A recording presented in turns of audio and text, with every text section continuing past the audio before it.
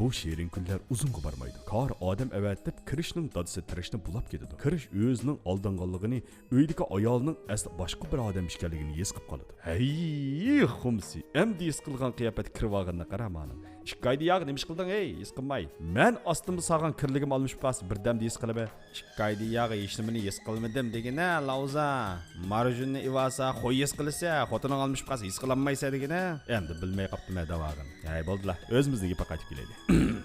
İşlarning boyqilib qolganligini his qilgan Kaya, ayya o'd maya duybichi men g'azab tovuqivatdim deb turib, hamda kirishga dadsi bilan Periyaning tek salomat ekanligini, Karning ularni jilg'ida tajribaxonda tutqun qilganligini aytib, uni boshlab aparmoqchi bo'ladi. Yana bir tarafda bo'lsa, Kar tirish bilan kirish bilib, tarix batlarini varaqlab, asli o'zining tirishning genidan qilonlanganligini bayqab qoladi. Qilonlangan odamga o'xshash bo'ladigan bu ikkisining chiroyi osmon zamin farq qiladi. Ey, yana musha dadangni bir izlab baqsang bo'lamdiki, Kar. Haqiqiy ahvoldan xabar topgan Kar dadisini ko'rib qattiq hayajonlanib, "Dada, sen olta, men putunga put, qo'langa qo'l bo'lib xizmatingni qilay" deb dadisining julunni sug'urib o'ziga ko'chirib, o'ngishliq holda yer dasab qopab ketadi. "Men qopdim, men oxiri qopdim. Odam bormi? Bugun kash ranglik so'rindan birini o'rlashtirib, virusda qizlardan be 10 chaqira. Ularga o'zim chimi suvdak tetib etaman." O'zining oxiri o'rtirib siyalaydiganligidan xo'shal bo'lib ketgan Kar mana bugun oxiri Kar kelgan edi. U xo'shalligida ishxondagi diballarni qumurib, Hindistonlik Kardan Temirxonga o'zgarib ketadi. Bir yerlerini qısıp ağında qildimi nima?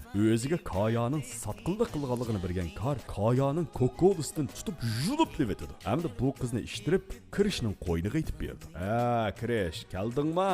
Davban xotin qanday bo'ladiki? Dadimizmi tayyor qoldi? Mirosni bo'lishib o'tamdiq. Yulunni men oldim. O'pkizasi basiraqlari sening bo'lsin. Bu haqorat kichidimgan Kirish. Ushqandek itilib berib, o'zining go'shtini bilan temir odamga shiltin atadi. Kar bo'lsa uni tamg'in mixlab, xosiyetlik odamni xosiyetlik jasad qilib qo'ydi. O'g'li Kirishning shuncha tirishib o'lab ketganligini ko'rgan Tirishish, o'g'li Kirishni tirishib tirildirish uchun tirishib beqishga nima degan chaqtir bu? Arxo. Arxo?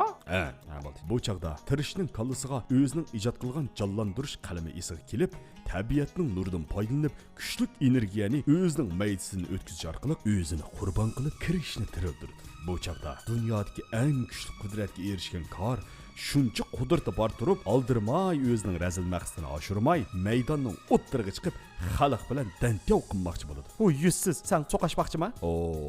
Shu emasmi? Qo'limda bir to'maning sunuqi bo'lgan bo'lsa, bir yeringga tiqib o'tatdim.